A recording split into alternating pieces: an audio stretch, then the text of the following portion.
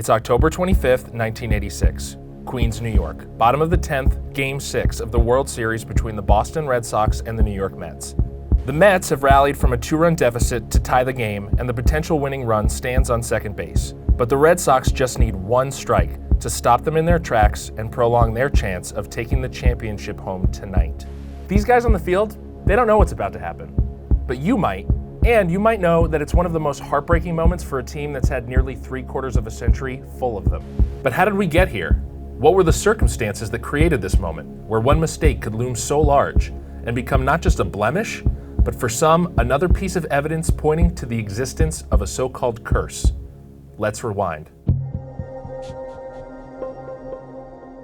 It is very hard to overstate how much tension is packed into this moment for the Boston Red Sox. The Red Sox, I don't know if you know this, nobody talks about it, once had a long period of difficulty even getting to the World Series, let alone winning it. And the Red Sox came into the '86 season with critics doubting they'd even crack third place, something they hadn't done since '78, to say nothing of taking the pennant. Last season, under new skipper John McNamara, they finished in 5th place in the AL East, 18.5 games behind Toronto. But the Sox have been spending the last few years building a core of powerful players. They brought up new talent like Wade Boggs, Bruce Hurst, Marty Barrett, and a hot young pitcher named Roger Clemens. And this season, alongside veterans like Jim Rice and Dwight Evans, they've clicked. After a rough start in April that saw them at one point in dead last, the Sox rallied to finish May with a lead in the AL East that they never relinquished. They played an emotional ALCS, coming back from 3-1, which included a miraculous Game 5 performance by Dave Henderson, whose 2-run homer in the 9th with 2 outs and 2 strikes saved the Red Sox from the brink of elimination. They came into this World Series ready to prove the haters and the losers wrong. And the '86 Mets came into this World Series as, well, the '86 Mets. Keith, Nails, Doc, Straw, Mookie, the Kid, a metric ton of booze and speed. The top spot in the National League in a bunch of offensive categories and 3rd in home runs. The top record in baseball that year with a franchise-best 108 wins. And, lest we forget, one of the most remarkable hip-hop hits of the '80s. Get mesmerized, get mesmerized. I'm George Foster. I love this team. The Mets are better than the Red Machine. They recorded this in April, by the way, with a record of 1-0. The '86 Mets have been a bunch of rowdy, cocky troublemakers with the dominance to back it up. But attitude and partying aside, they actually have some things in common with the Red Sox. They too have just come out of a dramatic championship series with a chip on their shoulder. They too have just spent half a decade rebuilding. That included a trade between these two teams just this past offseason that swapped pitchers Bobby Ojeda and Calvin Schiraldi. In fact, although they're in different leagues, these teams even got to play each other once this season in a charity exhibition game on September 4th at Fenway. The Mets won that game 7-3, a game in which Red Sox first baseman Bill Buckner let a ground ball slip right under his glove at first base, between his legs, and into right field. Anyway, the Mets came into the Fall Classic on fire, and the fact that they were favored to win out over Boston has turned up the heat even more for the Sox.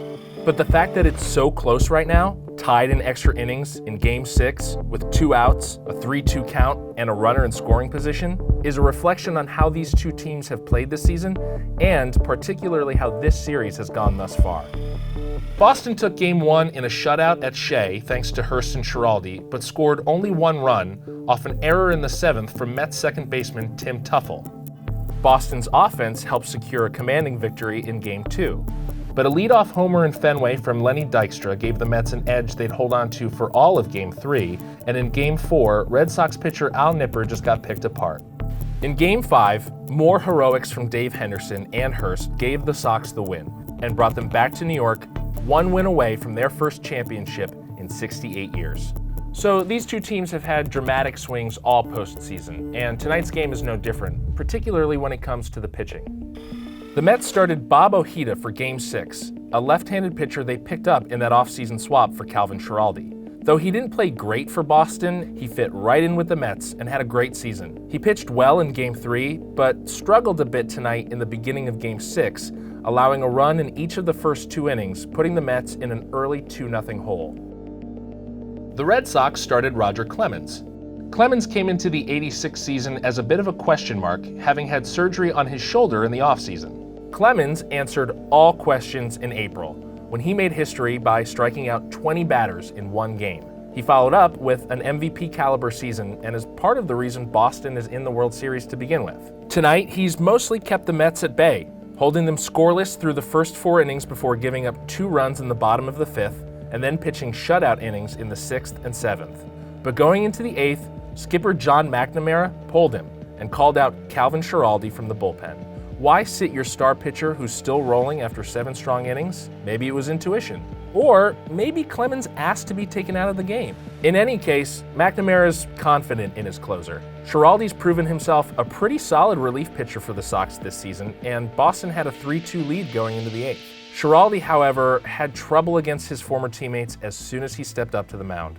After a single to Lee Mazzilli and a bunt from Lenny Dykstra that Schiraldi failed to convert into an out, Gary Carter hit a sacrifice fly to bring in Mazzilli and tie the game at 3. Fortunately for Schiraldi and for Boston, following a scoreless 9th, yet another miracle homer from Dave Henderson and an RBI single from Marty Barrett would bring the Red Sox lead back to 5-3. Schiraldi came back to the mound needing just 3 outs to end it once and for all. And for a moment, he looked like he would do just that, getting fly ball outs from Wally Backman and Keith Hernandez. But then, with 1 out between him and history, disaster. A single from Gary Carter, another single from Kevin Mitchell, and then a line drive from Ray Knight to right center that scored Carter and sent Mitchell the tying run to third base. McNamara, trying to stem the bleeding, called the Red Sox of 10 years Bob Stanley to the mound to face the batter who now stands at the plate, Mookie Wilson. But first, Bob Stanley had to contend with a greater foil, himself.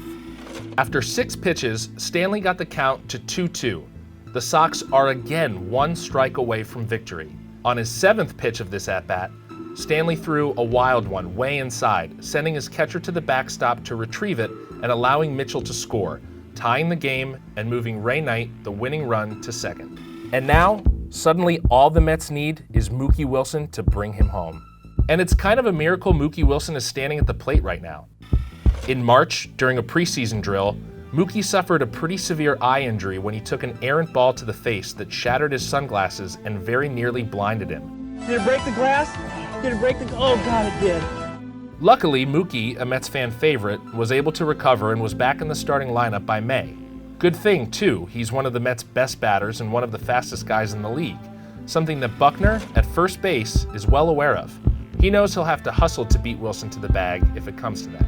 Okay, let's talk about this guy at first, this Bill Buckner. Going into Saturday, there were questions as to whether or not he should even be in the game, but not because of his fielding. Here's something that might surprise you.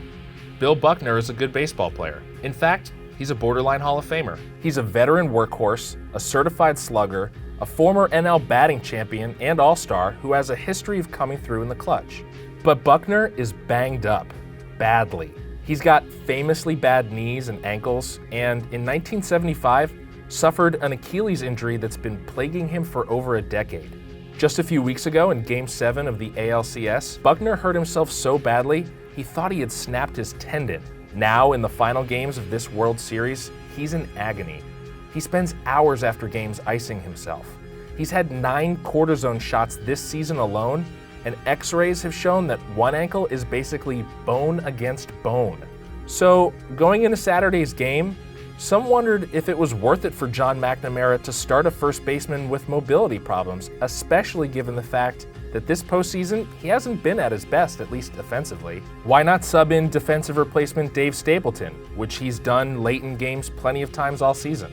Because, simply put, there was pretty much no way Bill Buckner was going to sit in the Boston dugout at 36 years old and watch the rest of his team do something the city of Boston has been waiting almost 7 decades to see. And so, John McNamara has decided that as long as he's still hobbling at 100%, I'll play him. And not for nothing, but by the time we get to this pitch, Buckner's already had kind of a weird night. Right after the very first pitch that Buckner saw tonight, a man literally fell out of the sky right in front of him wearing a parachute and a giant Go Mets banner. I'm not sure you could call that an omen for what's to come, but you could definitely call it some weird shit. Then, just half an inning earlier, in the top of the 10th, he was hit by this pitch from Rick Aguilera. He's hurt, he's been dinged, and he's probably still a little shaken at having a man appear out of thin air right next to him, but he's still there on first base. And so here we are. The Mets are looking to capitalize on an impossible last-minute comeback and force a Game 7 in what has already been a wild World Series. And the Red Sox are one strike away from an 11th inning and another chance at going home tonight with their first championship in a generation. Welcome to a moment in history. Little roller up along first, behind the bag, it gets through Buckner, here comes Knight and the Mets win it! Thanks for watching. There's a lot of other cool tidbits about this moment that I couldn't fit into this video, so if you want to talk about them, go ahead and do it in the comments below. You can check out some of our other videos here, and don't forget to subscribe to SB Nation because when you do that, we love you very much.